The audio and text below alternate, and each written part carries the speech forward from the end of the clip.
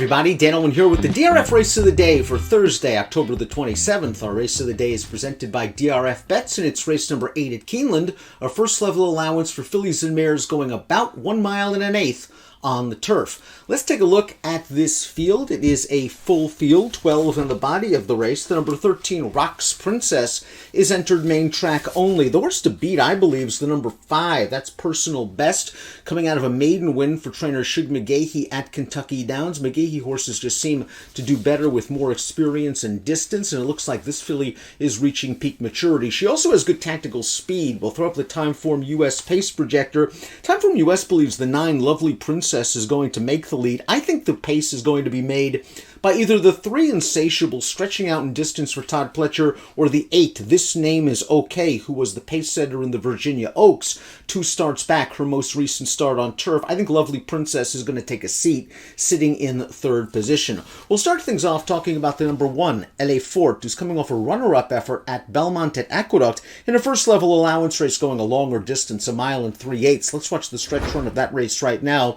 LA Fort, for the most part, had a good trip. She sat second in the second flight in 4th position, came with a 4-wide bid in the stretch. The horse that beat her was able to save a little bit more ground around the 3rd turn, but I don't think it really made that much of a difference. LA Fort was just tired the final 16th. You saw her pop back to her left lead. It was a good field. The 3rd place finisher came back to win a first level allowance at Aqueduct with an 89 Beyer speed figure. I think LA Fort's going to appreciate turning back in distance. Good inside post position allows her to save ground under Corey Lannery, who's one of the best ground-saving jockeys in the business. LA Fort, she's strong in this spot. The number 2 is Get Clear, who's stepping up in class after a runner-up effort at Belterra in a non-winners of 2 life allowance. That race produced a couple of next-out winners, and the winner of that race returned to run 3rd in a $40,000 race at Horseshoe Indianapolis with a 74 Beyer speed figure. Get Clear is a horse with tactical speed. Her Beyer speed figures are a little bit light, however, and I wonder how much upside is left after 15 lifetime starts. The number 3 is Insatiable. Expect her to be a pace factor. She's stretching all the way out from 5.5 furlongs to 1 mile and an eighth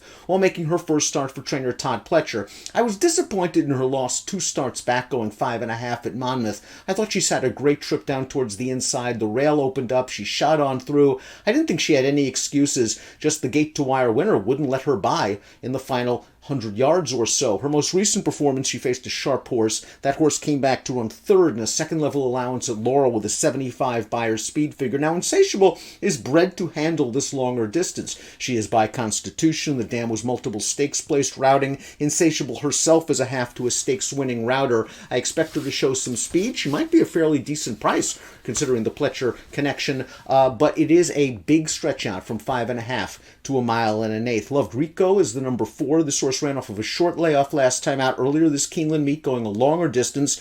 Got a right pace for that distance at 1.5 miles. That pace was solid. She came with an okay kick. It was an even effort and a good start. She really improved her Beyer speed figure. It was only her first race against winners. She's going to be hoping for a strong pace as she cuts back to 1 mile and an eighth. The 5 is Personal Best, trainer Shug McGahee, Tyler Gaffalione. She finally got it done last time out at Kentucky Downs. She bested 2 next-out winners in that maiden special weight going 1 mile and 5/16. She had a beautiful trip. Despite breaking from a far outside post position, she was able to show handy speed and sat a beautiful position, tracking the 2 pace setters all by her lonesome as they headed into the backstretch, and that trip paid off. She won easily, 83 Beyer speed figure, very competitive against this field, and the tactical speed to sit just off of the pace. She has a lot of upside and is finally living up to that beautiful pedigree. She's by the great Tappet.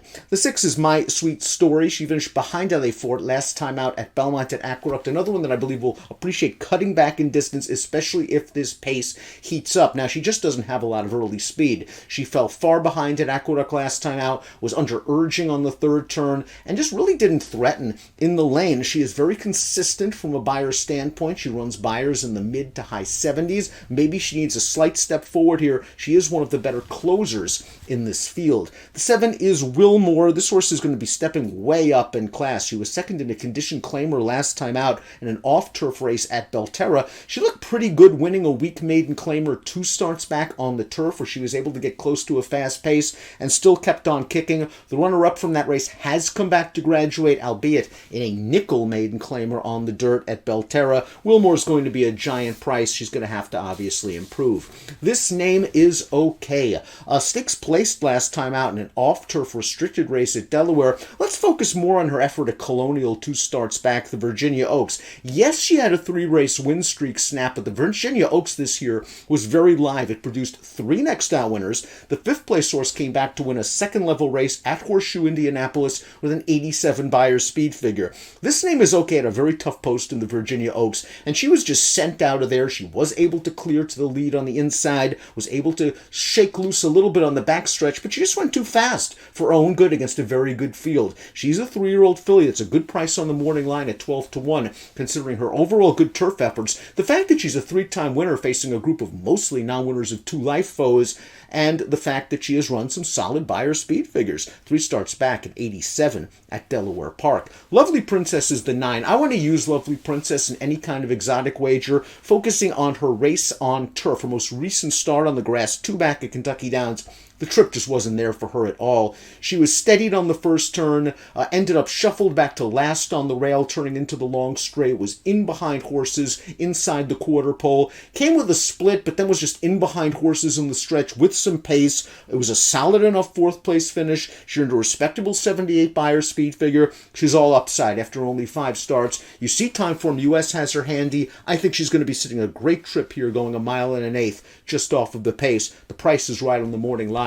10-1. Silky Warrior is the 10. She finished behind Lovely Princess last time out. It was a first-level allowance race, and maybe you could give her excuse. It was her first start off of a 3-month layoff. She's just been stuck in this level for a very, very long time now. It's been a year since she's broken her maiden, and she hasn't been able to make hay in this first-level allowance condition. She also doesn't have a lot of speed, and I'm just not sure she's the best closer in this race. The 11 is Pearl Earring. Pearl Earring finished behind Elle Forte last time out at Belmont at Aqueduct. I thought the trip was there for her. She was able to save ground in the pocket most of the way. Maybe the distance was just a little bit too far for her. Her race 2 starts back at Kentucky Downs was okay, but like a couple of others in this race, she has been stuck at this level for a while. She's had 7 chances to get through the first level allowance condition. She hasn't done it yet. She has good tactical speed. 6-1 on the morning line. I guess that's fair considering what she's done in her career. She's hit the board in 6 of her 11 lifetime starts. She's going to have to work on a trip from the outside post.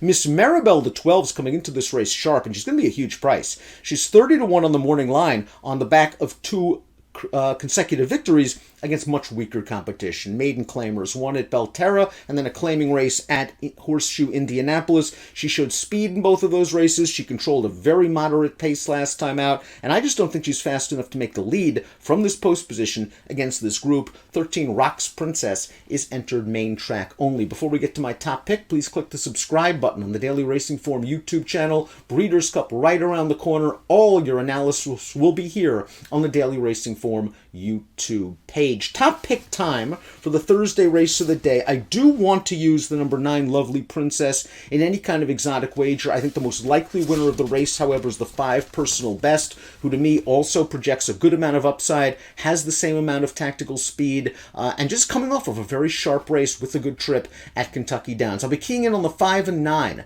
in the Thursday race of the day. It's race number 8 at Keeneland, presented by DRF Bets. Good luck.